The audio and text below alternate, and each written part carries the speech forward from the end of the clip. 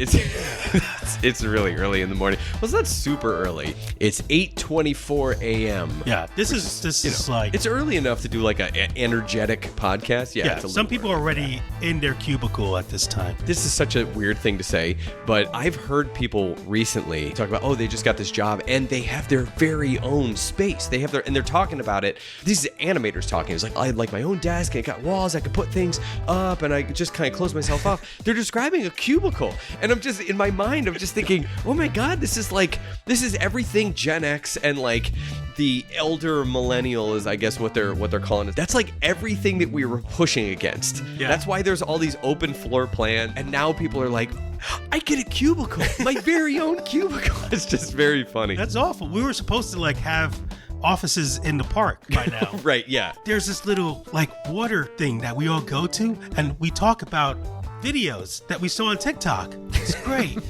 In an office or anything. Kitchens weren't like really a thing, but there was a water cooler. Sometimes there's a microwave, maybe a sink, but the water cooler had like filtered water and you could go there and get your water. Just a little thing. I'm a little parched. Remember the cups that were like office life is so weird. A cone-shaped cup? You couldn't set it like down anywhere? It was like a disappointing party hat? Yeah, so we were talking earlier. I was going to see if we could transition into it, but I don't think there's any real way to transition into it. We were talking earlier about how, send me the Zoom link in the morning. Okay, send me the morning Zoom. So there's a little joke there that you made about a morning Zoom. And then I woke up this morning to an email. And Rob sent me this.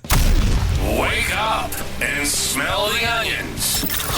You're listening to the Robert Onion Morning Zoom. I said Zoom, not Zoo. You damn animals. I did not expect that fast turnaround. Oh, that was on Fiverr, right? You love Fiverr. Fiverr's, if I get something from Rob that has like someone else doing it, Rob has either reached out to that person directly or has like hired them on Fiverr. I set up the things, I get the topics, I'm editing the show, doing all this stuff, but if there's one thing I can always count on Rob for is weird random things to get off of Fiverr. I guess you could say I'm a talent agent in that degree. And you get quality talent like that. We just had the morning zoo thing, and I thought we were going to come back and we were going to play up like, Robbie and Steven in the morning, something like that. We have a series of topics that I'm sure we're going to kind of flow in and out of. We have some union talk, and that kind of goes into streaming stuff, and then we have some program stuff, and we'll kind of weave in and out of there. Is there anything else you want to say, Rob? No, it's good to be recording right now. As you could tell, you're I'm very so tired. Low energy. Again, we just came from. Well, listen, I started working again, man. I'm over here. Robbie and Steven in the morning. Hey, everybody. How's it going, everybody? It's going to be it's rainy outside. Let's get into the show. I want to say welcome to episode 294 of the Rubber and Animation Podcast. And what are we calling this one? Morning Zoom. Morning Zoom. The Morning Zoom. Is that a song? It's a Friends reference. I don't even know if it's a song. It's morning's here. The morning's here. Sunshine is near. The morning's here. I hit a deer. Now I live in fear. I'm sitting on my rear. All right, let's get into the show. Morning Zoom. I'm Don Bluth. I'm Harry Partridge. Hi, I'm Tom Moore, teenage superhero. My name's Adam Phillips. This is Robert Valley. And I'm in no way doing a forced plug. No, sorry. Definitely go for that. And you're listening to...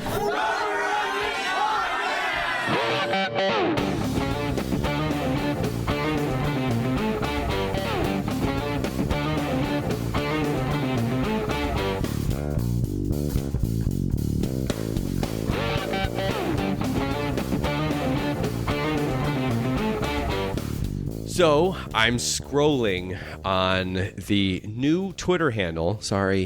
X handle. Is that what we call? Do you know what we call it?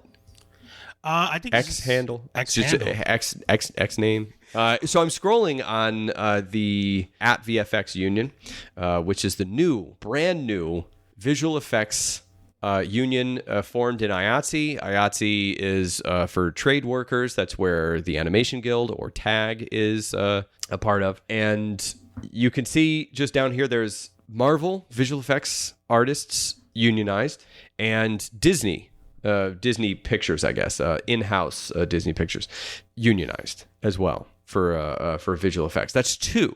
Now they're all under the same umbrella. Obviously, they're all owned by Disney, but this is huge. It's a huge story, and I feel like it is being overshadowed almost in a way by the completely industry upsetting almost, I think it was like 6 days away from, or 8 days away from record-breaking strike length of the WGA SAG strike. Yeah, 140 something days. Yeah, and I think was 156. I think was the previous record.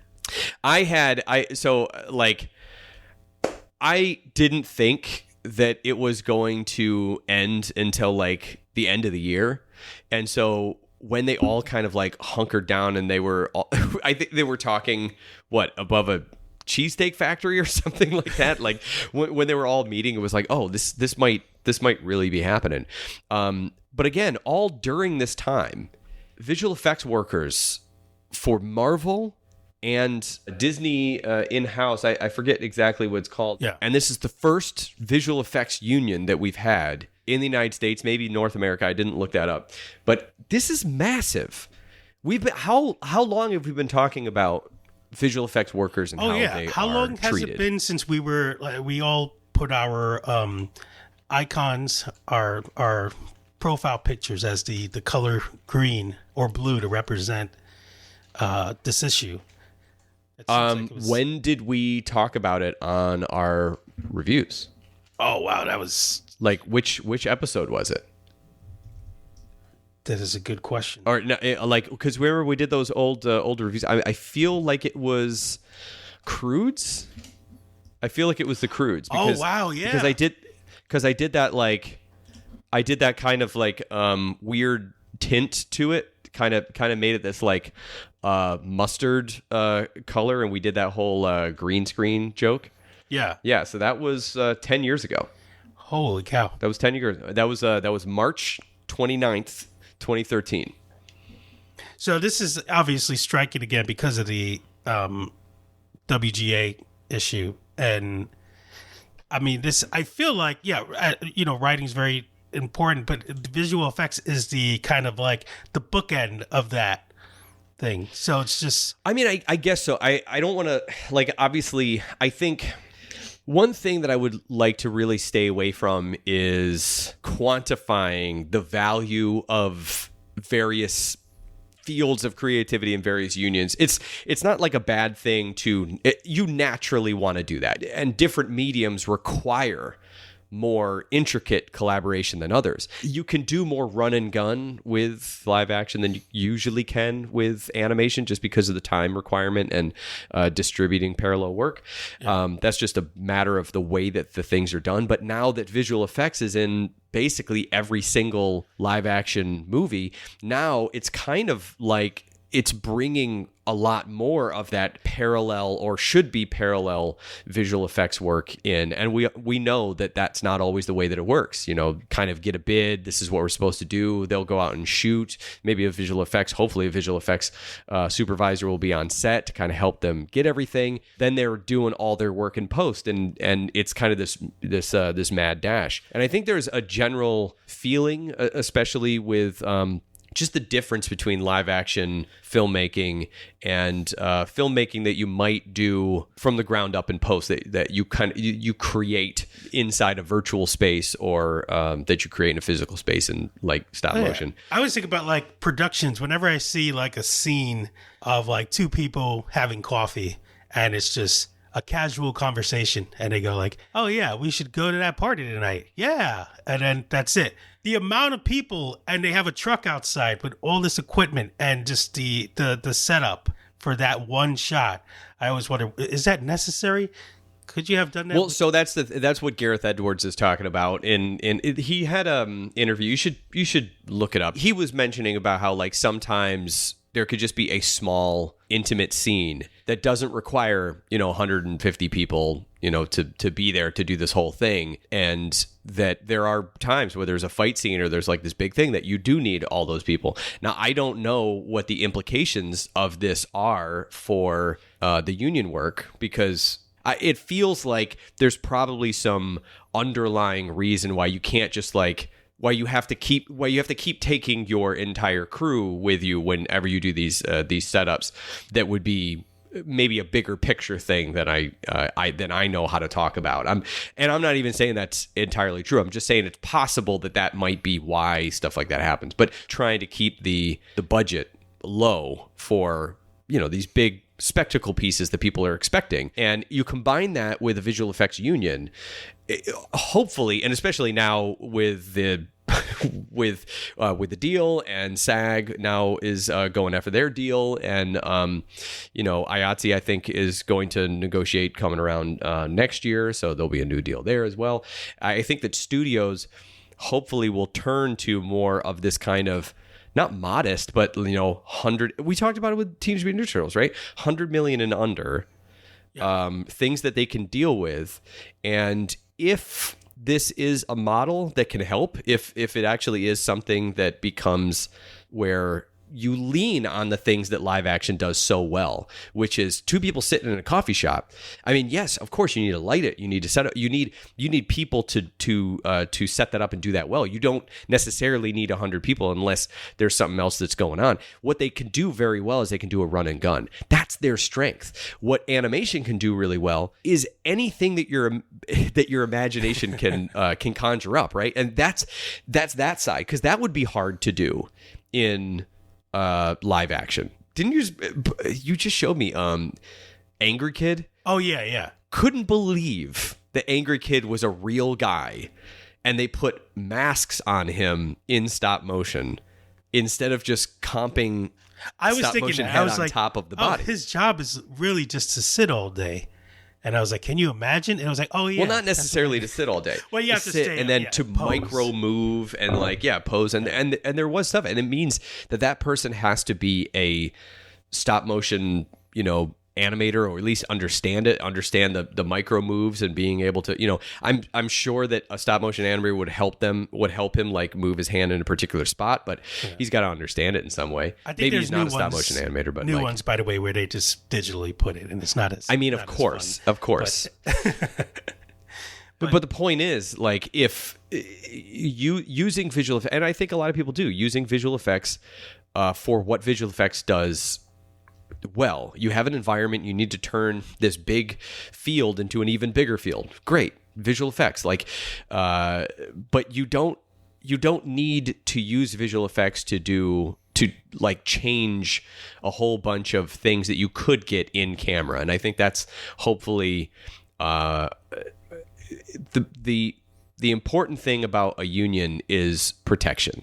It's just about some visual effects companies and some jobs that they have, I'm sure, are great. We just don't really hear about it as much because, you know, you get a good job, pays well, it's not unreasonable, you do it, everyone kind of likes it. I'm sure those exist.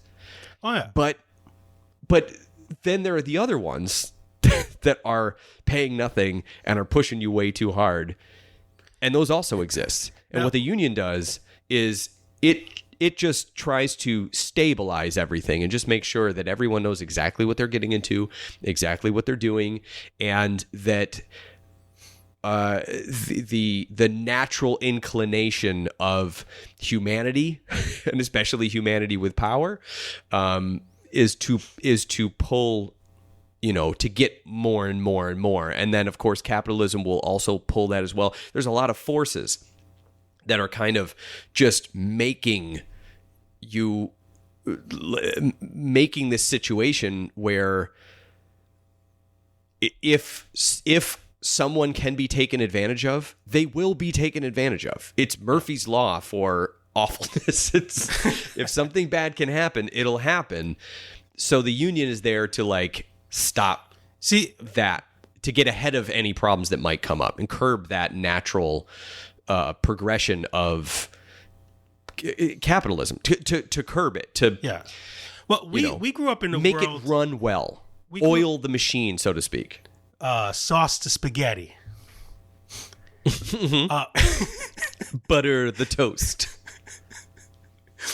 ice the soda. So we grew up in a world where like Ice the Soda's my rapper name.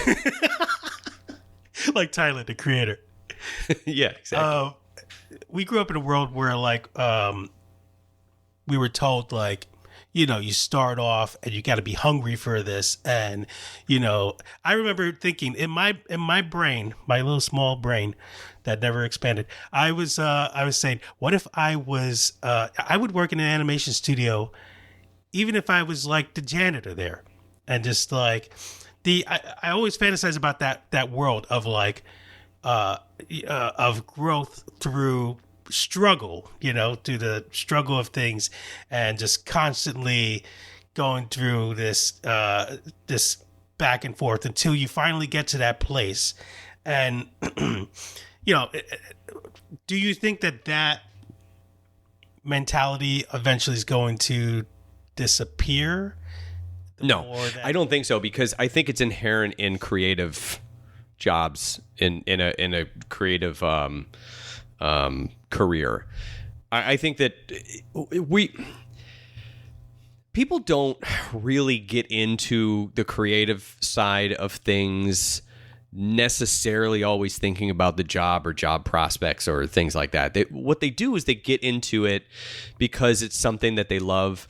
You know, it's following your passion kind of thing, or it's just something that they're good at. They might just be surrounded by a bunch of artists and just find out that they're pretty good at it and not necessarily really like it, but you know, it's a living, you know, that kind of thing. They're just kind of when are they going to unionize the Flintstones furniture? Yeah, I mean the Teamsters, the Deinsters.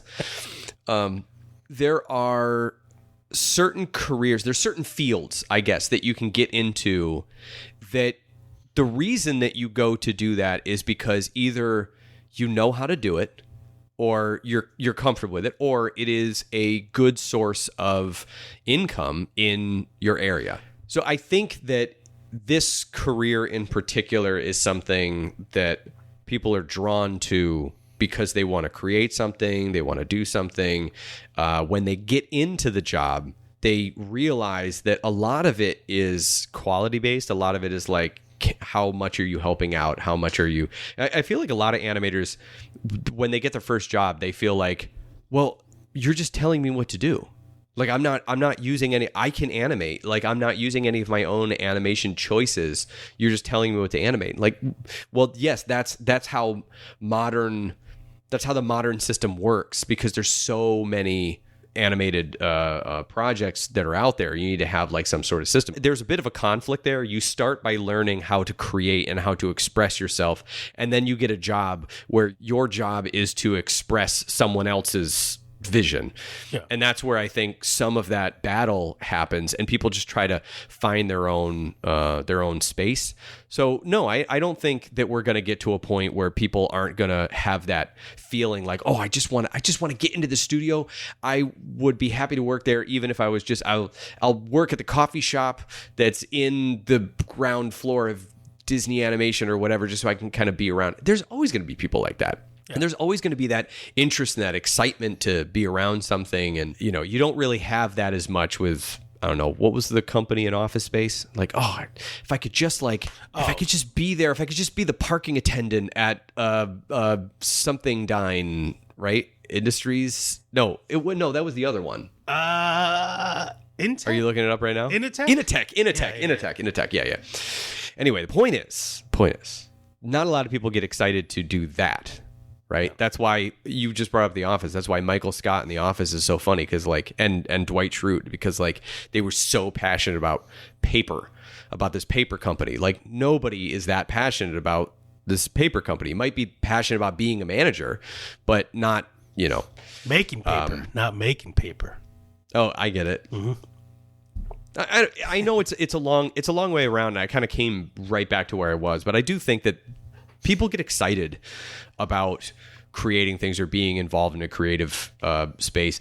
I have seen in recent years, I have seen more people than I would have thought, I guess, when I was younger or that age, who are really thinking more, how much are you going to pay me? How much are you going to what are you going to give me, as opposed to wanting to be a part of a project and wanting to grow their skill and learn and whenever there's tutorials and things. It is a different motivation, and I think it's always a response to the failures of whatever the previous generation or generations were. And I think they're just, right now, they're kind of looking at it like, listen, there's been a lot of cases. I've heard so many stories about people who got into animation, then they left. I mean, I don't know how many times I've thought about, I think 4 that I've thought about just quitting animation entirely.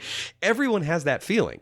Everyone has the feeling of is this it? Is this do I want to do this for the rest of my life? This hustle, this push, because there's very little career side options, no retirement, a lot of times no healthcare, especially if you're doing freelance, you're really living, just off of whatever big project you can get.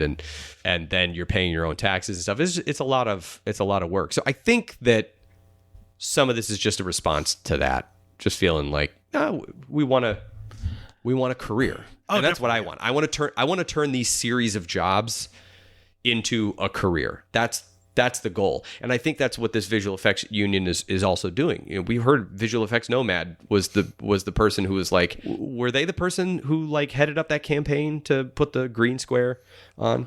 Oh, I think it was them, yeah. Visual Effects Nomad. And I think that was a term used for people who have to move from place to place. They'll be down in Georgia, they'll be up in Vancouver, they'll go to, Washington and LA, and they'll kind of move all around to go to these visual effects houses, because once their job is done, they're just done. They have to keep moving. And if you have a family, you have to pick up and move every couple few years or whatever. Visual effects houses will close. We talked about rhythm and hues. So I think the whole point is just a bit of stability. It's not about losing the passion. It's just stability in a career.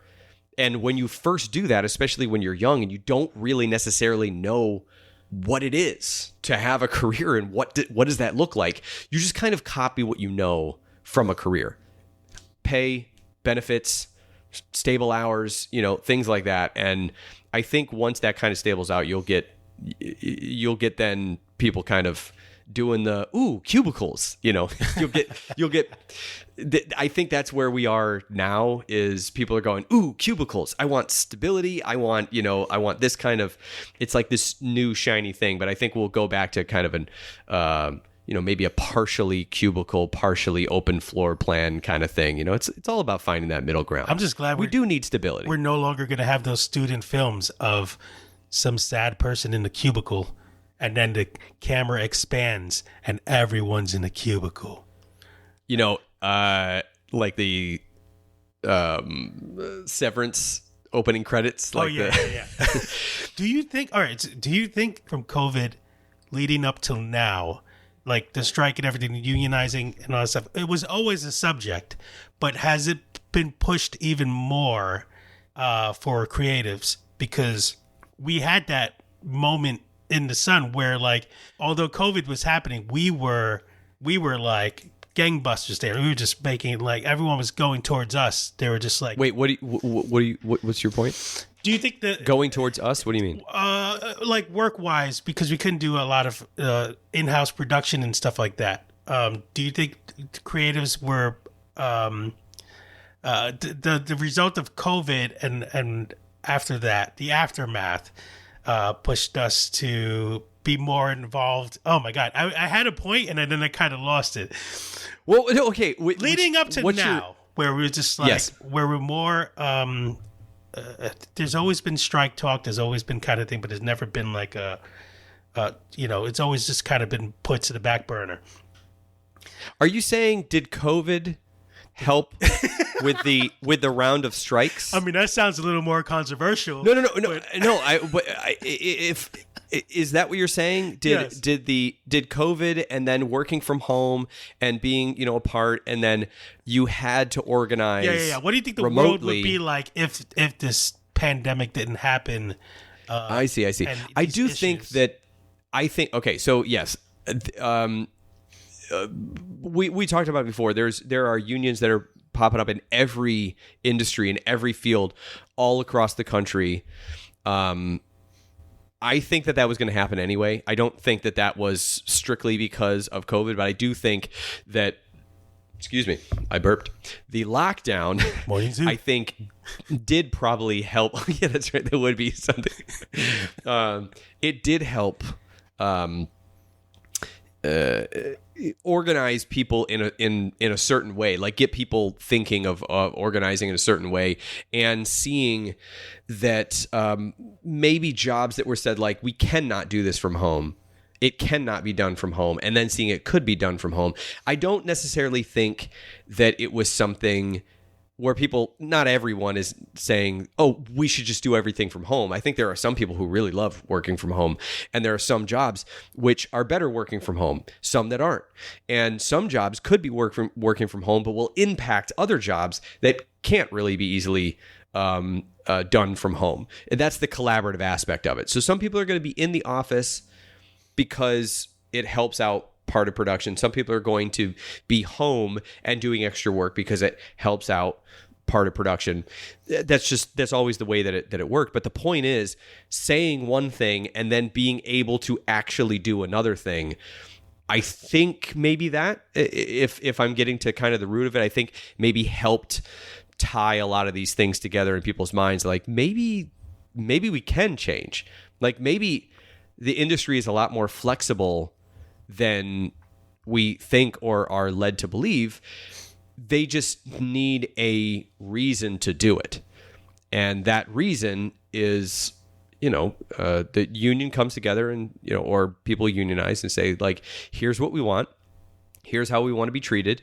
And it's a trade. Unionizing is supposed to be developing a relationship with the company. Unless the company is just awful to you and you need that job, like AKA you cannot quit that job. You need that job. You unionize to be like, listen, we want this. We all want the same thing. But you are, inadvertently, possibly, to be kind, or sometimes deliberately doing things that are hurting us or are making our livelihood more difficult than we think it should be. So you get a union, you get a third party to come in and help. I mean, you are the union, but you get union reps, which is a third party coming in to help negotiate a deal for everyone that everyone can feel good about. And that's the relationship. You build a relationship with a studio by saying, here's what we want. And the studio says, okay, well, we hear you, we understand, but we can't maybe give you all of that. Here's our reply. And the third party, the union reps and the lawyers, are supposed to be there. The reason that they're there is to be your advocate and push for as much stuff as you want through that negotiation. And then great, then there's a deal that is down on paper, that it's just a blueprint that everyone follows, and you need to follow it. You go into every project knowing this is the way it is. You know how many people you're hiring, you know how much money it costs, you know all of these things. It takes the guesswork out of a lot of it. So I think that part of that, if we could say that, I think unions were always going to start developing en masse the way that we've seen it. Yeah. But I think that, yeah, you're probably right. Probably the act of the lockdown and people all at the same time seeing every industry adapt probably helped more people connect the dots that, oh, there is an opportunity for change here. We just need to get together and, be serious about it. And that's where collective action is. If the studio or the company says, no, we can't do that, or we're not going to do that, then they go like, okay, well, we need this in order to work. And the only bargaining chip that we have is to not work. We're going to withhold our work until you negotiate in good faith. Yeah. And that's where the government can step in, because you can actually claim that a company is not negotiating in good faith. It's a comforting thing, because I remember when I decided to leave my job which was 2019, and it was regular office job. Right. I was just like, oh my God, but if once the show is over, that's it. And what do you guys do? And I knew in my mind, well, if you're an animator, you just hop onto another project and you just keep hopping onto those animation lily pads until, eventually maybe you just give up and go back to another, your old job or another job. There was just that fear because where I was unionized, and so the fact that this is, I think it's going to benefit the quality in all these films and productions, because you're going to get more people who have this talent who's been not wanting to make that jump because of the issues that I was worried about. It's turning it into a career, and I think that the visual effects being a very big industry, so it's an entire industry, being that they haven't had a union, and when I say a union, I mean like a union to go to. Like there wasn't one union.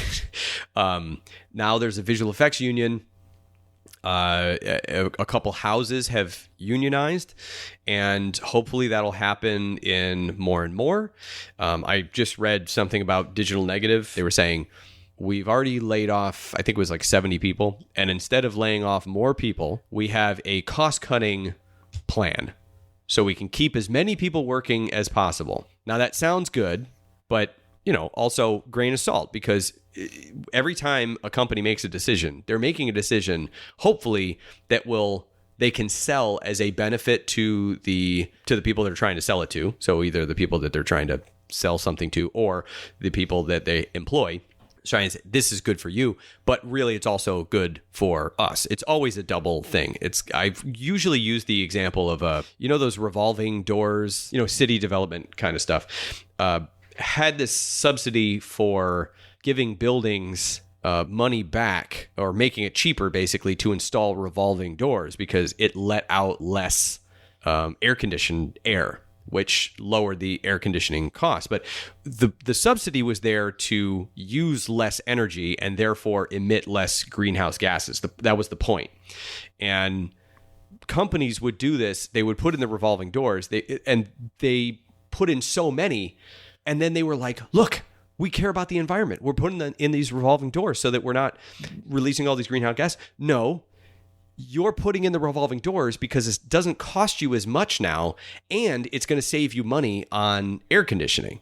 That's what you care about. The bonus is that it helps out the environment, and that's an easy thing and a good thing to sell. So it's kind of doing the right thing for, I don't want to say the wrong reasons, but not the same reason, if that makes sense. So Digital Negative, they said, I just read this recently, so I'm trying to remember, but it was like they, either you take a pay cut now for a few months, and it would be, I don't know, 20, 25%, I think is what I read, depending on what their salary was, or you can get into a loan scheme, which they would set up, which basically means like if you can't take a pay cut, let's say you're making, I don't know, to make the math easy and just say $2,000 a week. If you can't take a pay cut down to whatever, $1,700, and you have to make $2,000 because you have support bills and things like that, then the second option is to do a loan scheme, which means that you're going to continue getting $2,000 a month, but they're going to take that $300 out of a loan that, when all this is done, you're going to end up paying back. So it's like, if you need some time to get into a more stable financial situation, you have this loan and then you'll end up paying that money back. So ultimately everyone's getting the same cut financially. Yeah. But two different ways. So they put out this thing. What do you think the reaction was? Probably not positive, because yes, it was not positive. Yes, it was down not effect. positive. Not a positive effect. People did not like it. We were in the middle of strikes, and I think people were like realizing that we have more power than we think we do. I'm not saying that companies don't have difficult times. Of course they have difficult times, but they are made up of many, many, many decisions, and there's a lot of ways to go about it. And I think that their operating procedure is to get as many jobs as they can, high profile jobs beget jobs, not let people go. They didn't want to let an entire amount of their workforce go to save the money that they felt like they needed to save. So they thought, okay, let's just cut back a little bit. And then with the promise that we're going to raise it back again, I'm sure that they were counting the numbers and thought that that was totally reasonable. It's the impact.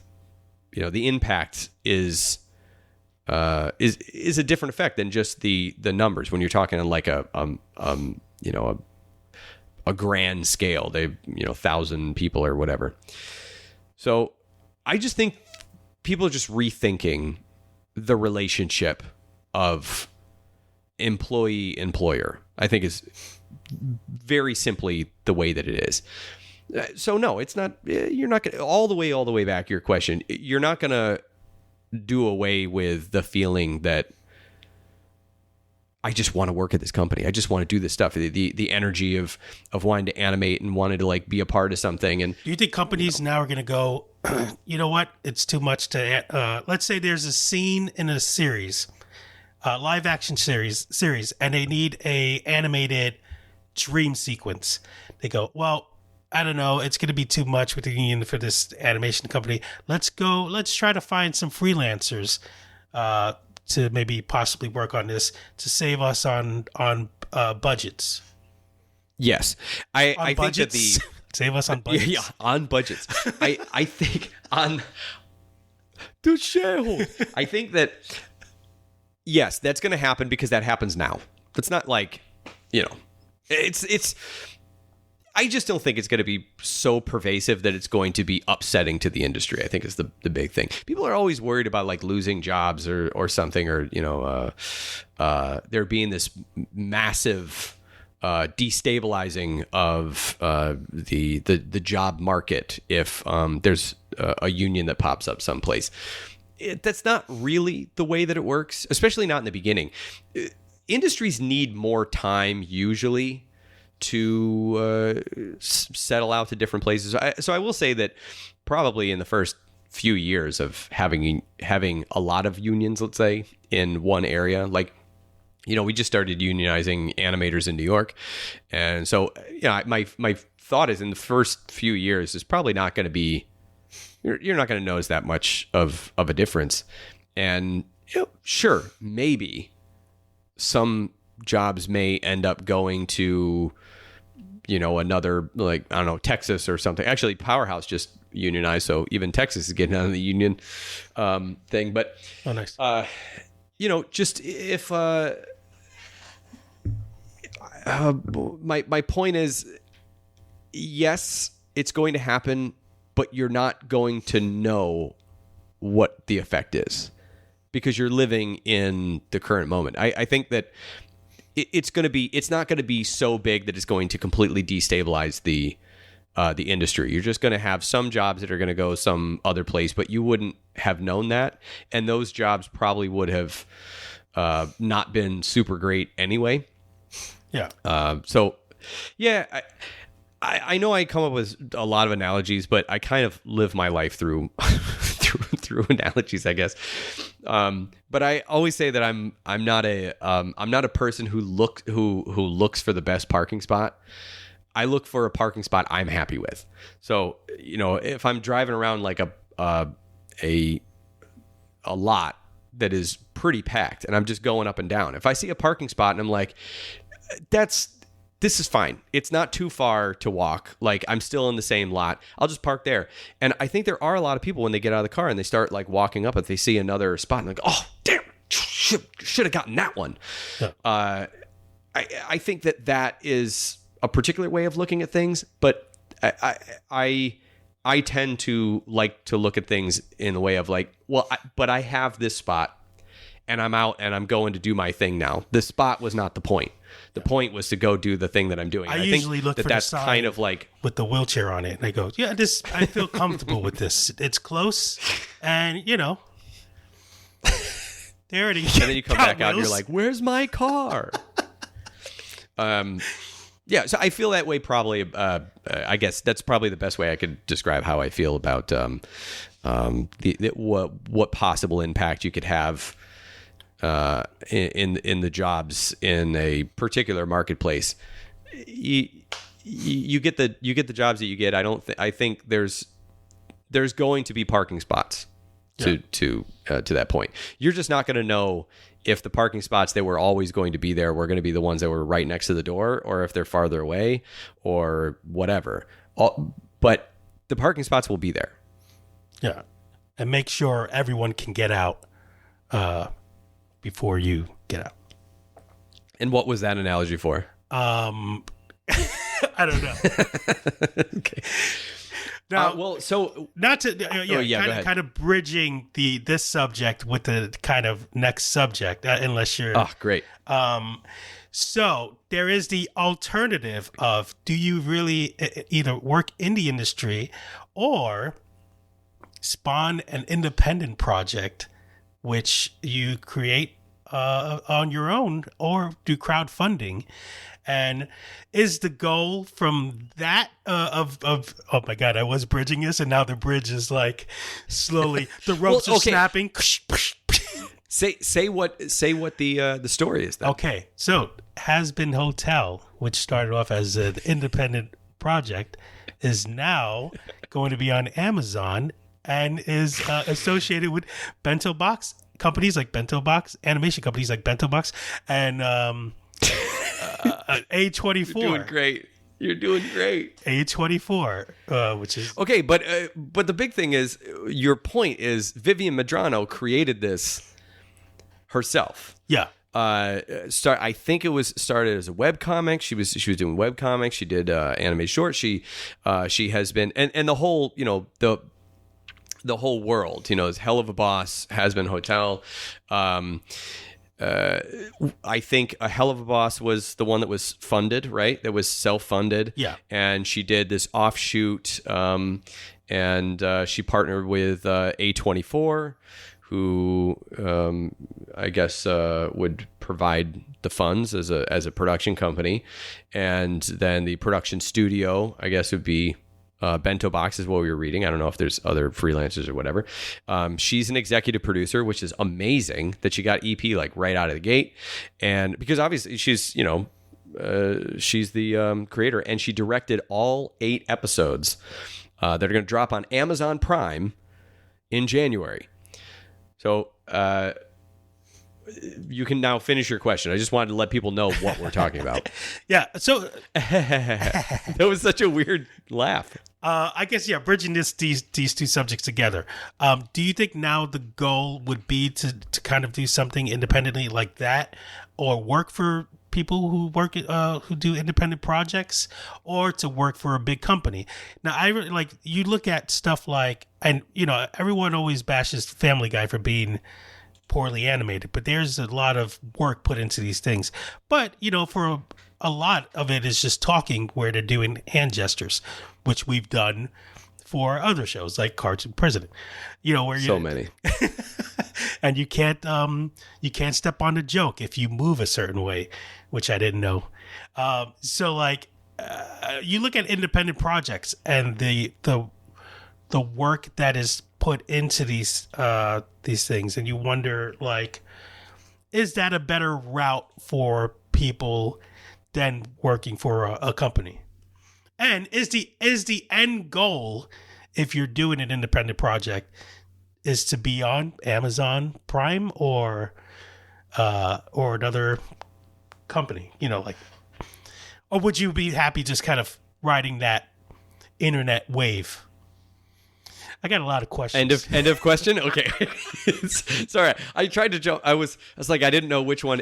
Okay, I don't think that is the better way, because I don't think that there's a better way.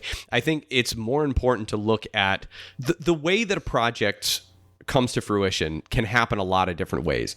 And it's one of the benefits of having a mature industry is there are some that are really time honored, the way that you'll build up a project, and then there are some that are riding new stuff. I mean, we're in a tech wave right now, and now we're kind of actually coming a little bit out of that tech wave, it feels like. The tech wave would have been all the streamers, right? So Netflix was started in it was a Silicon Valley thing. Eventually they got to be so big that they started, producing their own stuff and wanted to be part of the entertainment side of things. And the people wanted it so badly. And then there was also the combination of pirating software and pirating movies and music that the entertainment industry as a whole, they were trying to figure out how to get ahead of that, how to compete with free.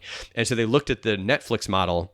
I think this is the way that it goes. They looked at the Netflix model and was like, oh, if streaming is like the way people are like consuming content, they're getting a subscription, we'll do this sort of thing. And then they started making their own streaming services, all trying to compete. And then now here we are, where some very old companies are acting like their streaming platforms are the best thing. They're trying to be the best streaming platform. We're just kind of going around in a circle again. So no, I don't think that this is the better way to go. I think the easier answer is the better way to go is wherever you can find the money and support. So if you have a big following, you can get people to support you on that. If you don't have a big following, Patreon's not going to work for you. We have a decent size following, and the help helps pay for the things to keep Rubber Onion going. The less people that are on Patreon, the less we can work on the podcast. The more people on Patreon, the more we can work on the podcast. So if people like it and they like it more, they'll join Patreon. We'll get a little bit more money for it. We'll put out more stuff. Now, they also tell you... Shameless plug. They also tell you how much they value it, because in the time of the pandemic, where we weren't able to put out as many things because I had just got a directing job and you were working at the Late Show, and we were trying to like figure out how to do this thing from home. And so the amount of episodes went down, the amount of patrons went down because of that correlation.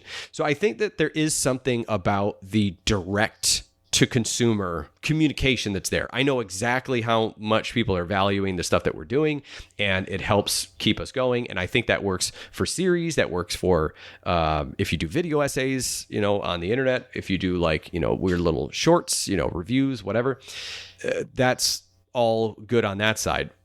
You can't discount though that going to a production company and pitching something still works.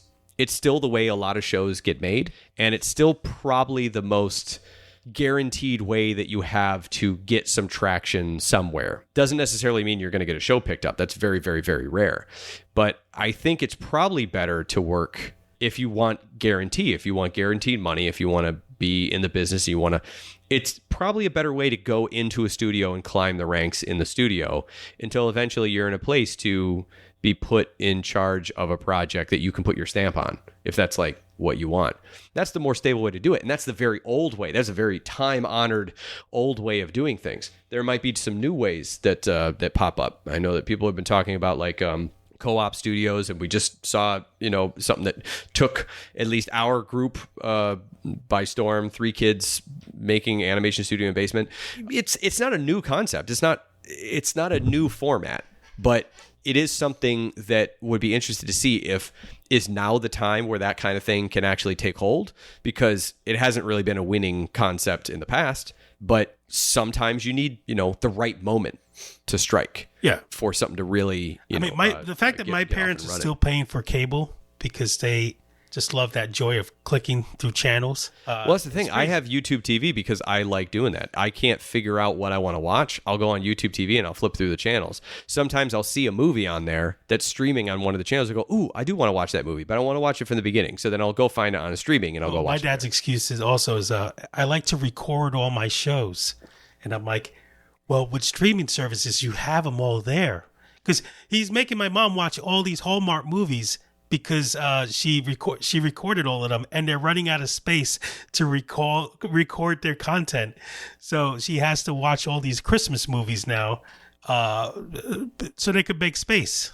So what's the next evolution for streaming? So, like cable's kind of gone. Streaming services is a new thing. It's just, just wondering what's the next step. That's tough because I feel like where we're going to be is somewhere along the lines of a middle ground. People don't want to give up what they have, but they're getting tired of what they have. I think people are going to want to. They're going to be less concerned with massive content and more concerned with the type of stuff that's coming in. And also, I feel like I'm seeing more things release on streaming on particular days, right? So I feel like, you know, something's released every Monday or every Tuesday or every Wednesday or whatever, and it gives you something to look forward to. I feel like we're probably going to, we've talked about this before also, now I'm getting deja vu, but I feel like we're probably going to move back to that a little bit, and where streaming is going to act maybe a little bit more like an enhanced DVR kind of thing, or as a subscription package, not something that's like, this is where you go to watch all of Seinfeld. This is where you go to watch all of Friends. That's, of course, going to be there. But I think it's going to be like, they're going to rent out movies or shows for a certain period of time and say, like, Netflix has this movie from this time to this time, right? They might say, we're going to have, I don't know, King Kong, the Peter Jackson King Kong from January, and it's going to go away in March. Yeah. And to create kind of a little demand there to watch something that's like the Disney Vault, when they used to do those, like, it's kind of like the Disney Vault, but not something where they will like hide it away. But I do think that it's going to be like smaller renting kind of thing, smaller deals. That might be where it goes. I think that might be something that helps out a little bit more. People get people a little bit more excited about the new thing that they're going to see and that they're going to watch. Yeah. And physical media has to come back. There has to be something where I feel like they're going to have the streaming, and the streaming you might watch it and then say, you can own this. You can have special features and all sorts of things. You can buy this. And so you'll stream it with a subscription to watch it. But if you want all the special stuff and you want to guarantee that you have that forever, you can buy it. Yeah. So I think that's where streaming will go. And then, the regular linear TV is always going to be ad supported. It's just going to be, stuff that's on TV. So I think that networks are probably going to just have a streaming side where you are streaming some things that you can watch for a subscription with no commercials, right? But on regular TV, you can watch it with commercials. You still have to have like a cable subscription or whatever. I think Comedy Central had a bunch of their shows that were up on their website that you could watch for free, but with commercials. Yeah. So it might kind of go that route. But it's more options is my point. My point is we're not going to have less. We're going to have more. It's just going to take a different look. You get 10 pizzas, you have a lot of food. What we're going to do is we're going to get 5 pizzas and 5 boxes of tacos and 5 boxes of donuts. Oh, I'm hungry now. Point is, we have more food, less pizza. Does that make sense? Yeah. So I think yes. Where's Pizza Hut? Stogan. But that is what Pizza Hut did, right? So they started doing pastas and like. Oh, but all right. On the Busy Pop thing, like try to cling on still to that. Can I just say that we actually did her interview as a creator spotlight. It was one of the first creator spotlights that we did. Yeah. And it turned into such like a long, fun we released it on its own. I think it's still up on SoundCloud. But anyway, it's on the episode 158 of the Rubber Animation Podcast, and the episode is called Ken Bone Knows. Remember Ken Bone? Oh yeah, the guy with the red kind of cardigan, right? Yeah, exactly. Wow. In that episode, we talked New York Comic Con. We talked Ken Bone. We did a trailer talk on DreamWorks Troll Hunters, middle school, the worst years of my life. We did the creator spotlight for Vivian Medrano. And then we did, and that was like an hour-long conversation. And then we did the animation news of the week for a new Spider-Man animated series coming to TV in 2017. The Emoji Movie First Look, and Disney to make a photorealistic animated Lion King film. Wow. Yep, I remember saying that this Emoji Movie is going to be a hit. I did not say that. I wonder if she talks about this project on there. I'm sure she kind of maybe hints at it or something. But what I was getting around to earlier was the fear of losing your project to a company, as opposed to always having it independently. Let's say you have these characters that you've been drawing since your childhood. You sold it to Netflix, and then they go, "Oh yeah, no season 2, and you can't use these characters anymore." It's something that I always fear happening with something, with a project of mine. I mean, sure, that's a risk that you take, but that's what risk means. I think when you're creating your own stuff, if you want a guarantee, you have to create it by yourself. That's the only way. I don't like the idea of like parachuting or bungee jumping, but I rock climb.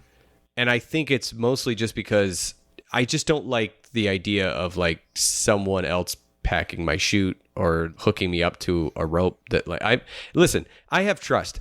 I don't think I trust anyone that much. I think I trust planes. I get in planes obviously, but there's also so many planes and huge industry of oversight, and anytime there's something bad that happens on a plane, it's a big deal. So I think the more of a structure there is around something, more that there is a large industry, I guess. I feel like it can't really move too crazy left or right. It's squeezed in by regulation, which is the way that I like it. Yeah.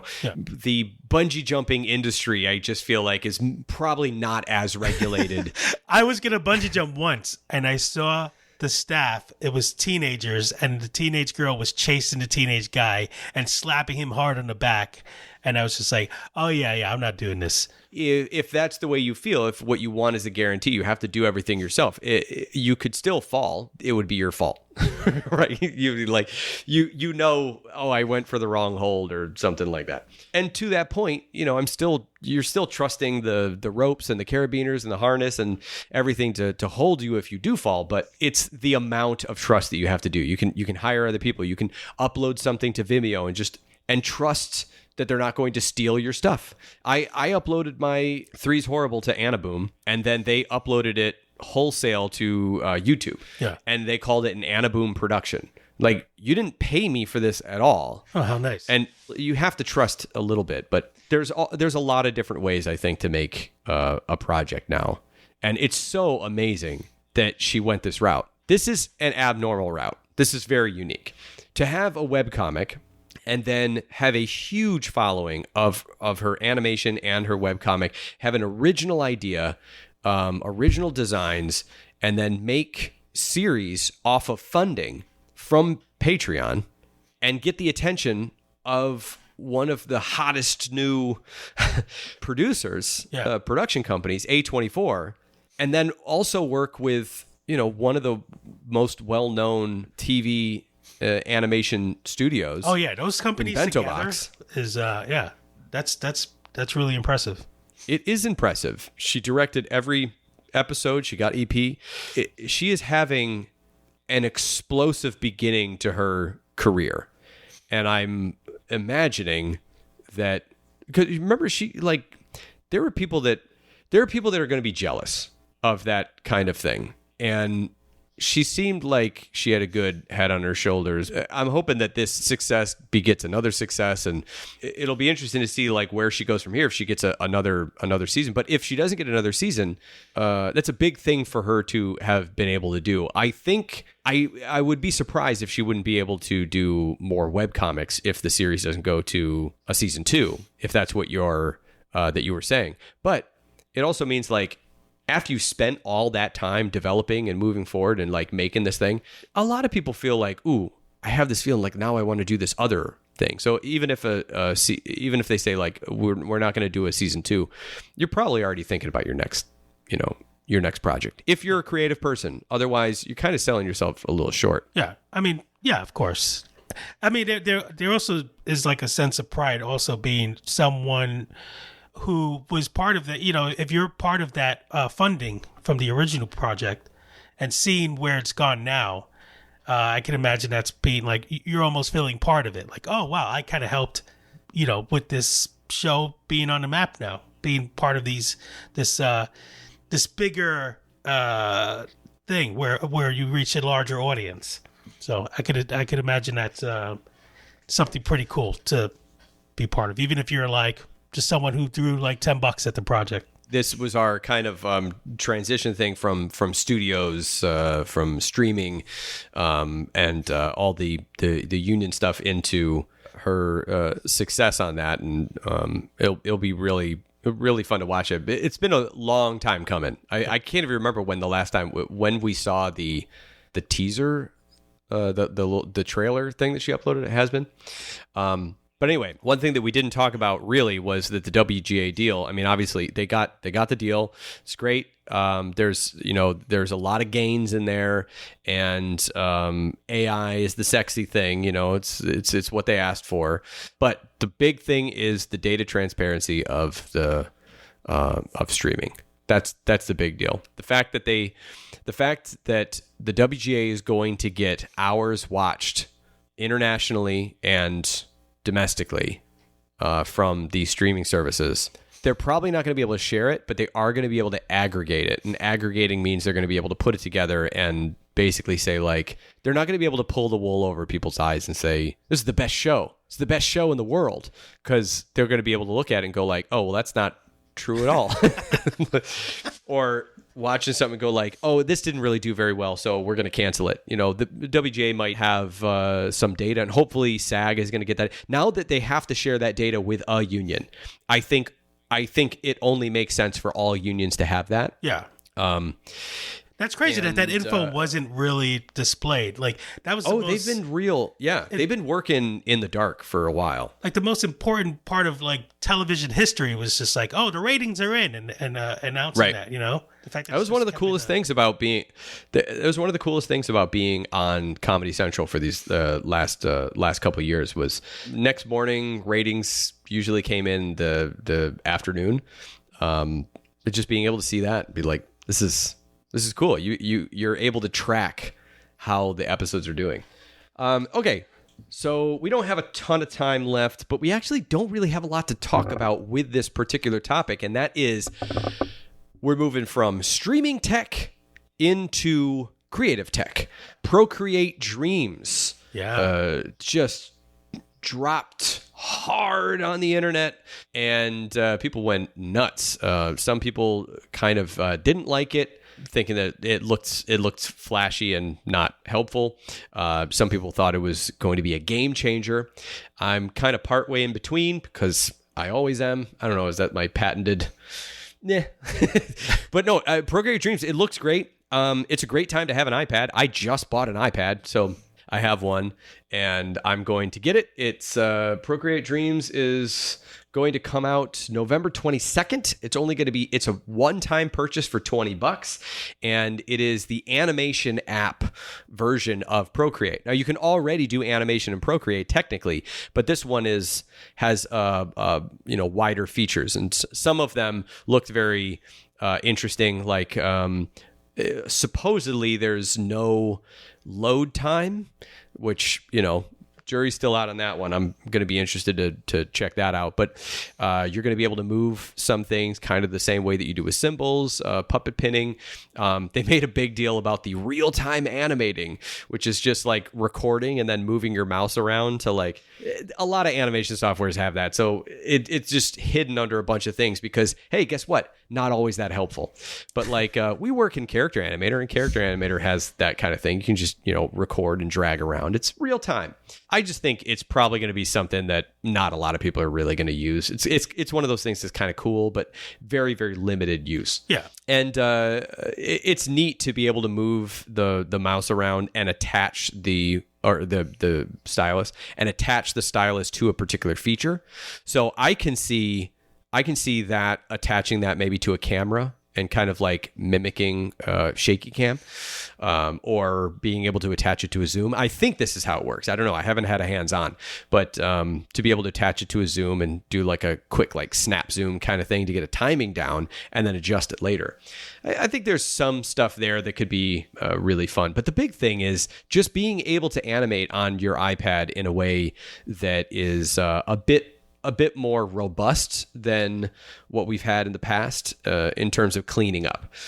Procreate is a great illustration app, and to turn that illustration ability into animation is really great. I'm all for it. Yeah, I've used Procreate like a couple of times. It's a little kind of difficult for me. I animated one thing. It was Bart Simpson vomiting. I don't know why I went that route, but a lot of online like TikTok animators and stuff, they use Procreate for their projects.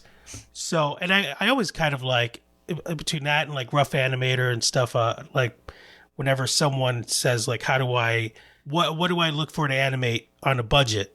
I always kind of tell them to go that direction. Yeah. But yeah, from what I saw in the ad, it looked maybe more complex. It looked a lot more complex. It seems to be geared a bit more toward what I would call motion graphics as opposed to animation. You can do animation, obviously. They premiered it with an animated short from Aaron Blaise. And man, I mean, if you want to show off the traditional animation possibilities, Aaron Blaise is definitely a guy to go to. He's got a big online following as well. I feel like that's like getting a guy with a six-pack and saying, take these diet pills, you'll look just like of course. Of course. I mean, yes, but they wanted to do so, and they wanted to have a person who would do like a guaranteed thing, who had a good following, good internet following, who had the skill.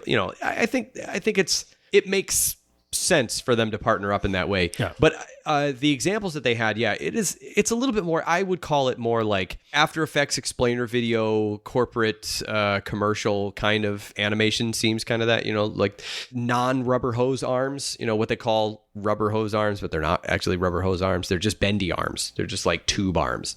Yeah. That's not rubber hose. But like those kinds of things, motion graphics kinds of things. I think it's going to be really fun to see what people make with it, but I don't think that it is necessarily a game changer for 2D traditional style animation at the moment, or even some more heightened digital animation. I think it's going to be something I'm probably going to end up defaulting to use it. I'm more interested in the response time. If it has a good response time where it doesn't take a long time to load and it doesn't take a long time to play back and things like that. Like if I can just open something up and sketch something out. Apparently you can also take a picture, you can bring that right in, and you can animate on top of it. You can take a video, you can animate on top of it. That's what I'm thinking that's what I'm going to do. I'm going to take a video with the iPad. I'm going to sit down. I'm going to animate on top of it. That's probably how I'm going to end up using it. So I'm looking forward to getting into it over the winter break and seeing what kind of things that I can make with it. But my recent job, I had to go on site. And I had to basically act like a visual effects supervisor. Basically, I was like an on-site person because we needed to do 2D characters on a real set and like really interview people. So that was a bit challenging to get the camera at the right angle, the correct thing to fit the assets that we kind of already had.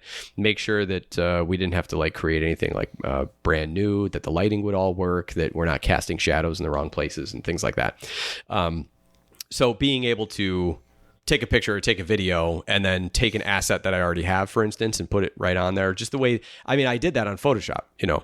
I took the picture, shared it on my laptop, had it together with Photoshop, just to get a quick mock-up. But I think that this would be really cool to do that with animation, get an idea about, blocking. You could do something with blocking. I could see people using it for live action as well. If you want to figure out how to follow characters fighting or something like that, going through a building or whatever, you can kind of like run and do the little camera and then take your characters and move them around, kind of block out what exactly you're hoping to do, show it to people. Yeah, I think there's more possibilities than what they showed in that. It's probably not going to be a game changer for animation, is what I'm saying. I think it's going to be it's nice, a very, very helpful companion app. Yeah, it's nice to have something that you can work on if you're away and you have like some kind of idea, something that you just want to rough out, but you're not, stuck at your computer and having to do this. You know? I mean, one thing that we didn't say, I was going to bring up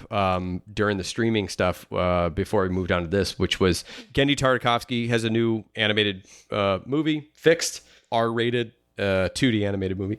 And Miyazaki has his latest movie that's getting really good reviews. But I mean, that always happens. Miyazaki has a new movie and it's like, oh, this is the best thing ever. And then Wind Rises is like, pretty good, but like it's not the best Miyazaki movie. It's always those festival glasses. But The Boy and the Heron, that's out. So there's a lot of like fun, new 2D animated stuff, movies, and I think that we are going to overall see a lot more choice and options for the way that things are done, the way that things that budgets are made and doled out, and the places that they're shown. I think that's just kind of what we're learning here.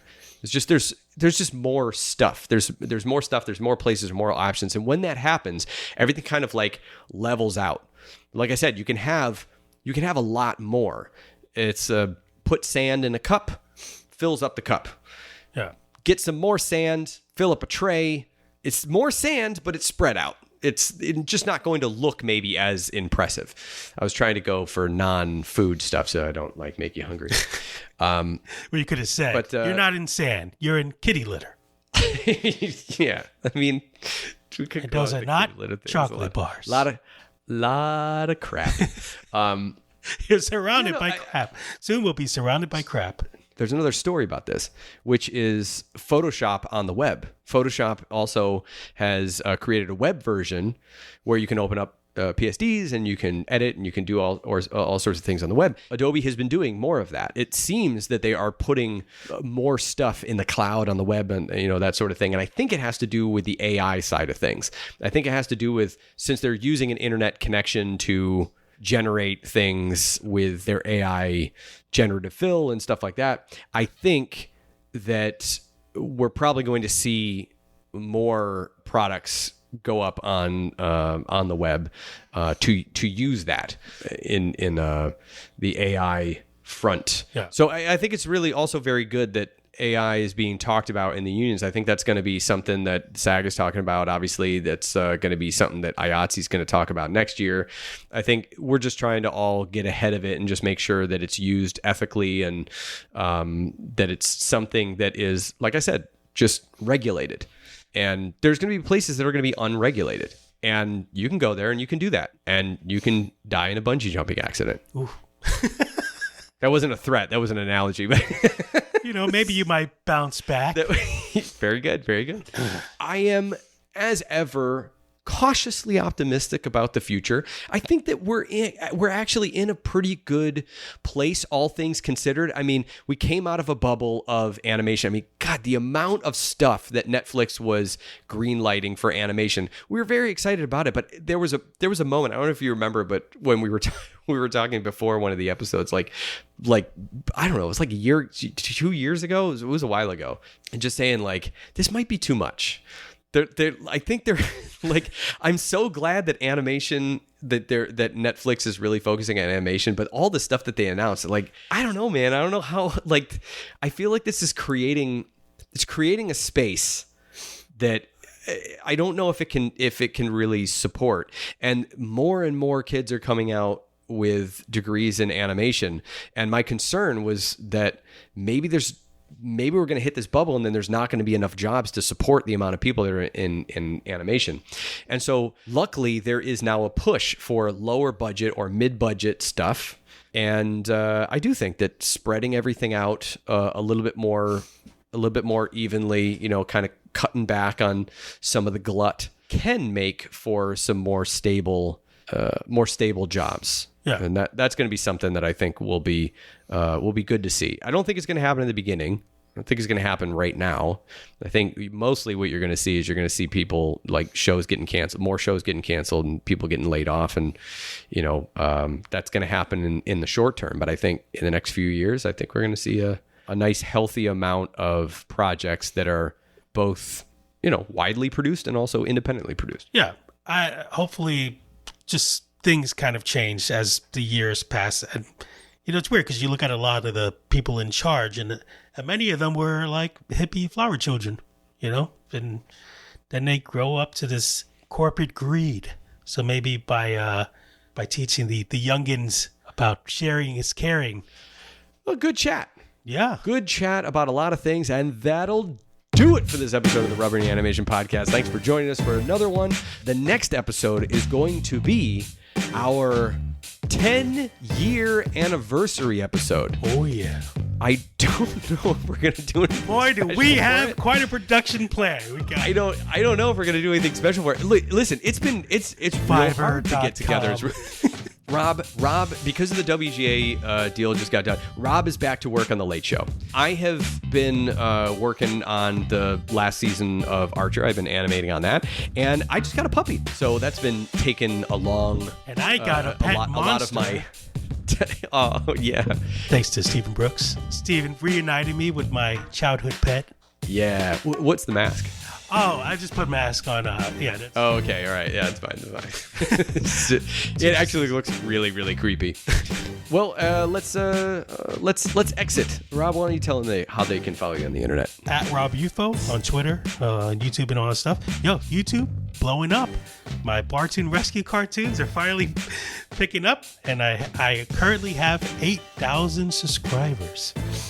Nice. Yeah, I went from the beginning, from March, it was 4,000, and it's been expanding. So yeah, more of that I'll be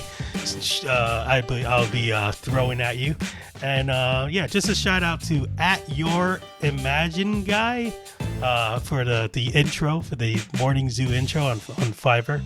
Just thought to give him a little. Oh, by the way, we'll talk about that later. There was that delay on the thing, but yeah, that was my doing. Steve Brooks, how about you?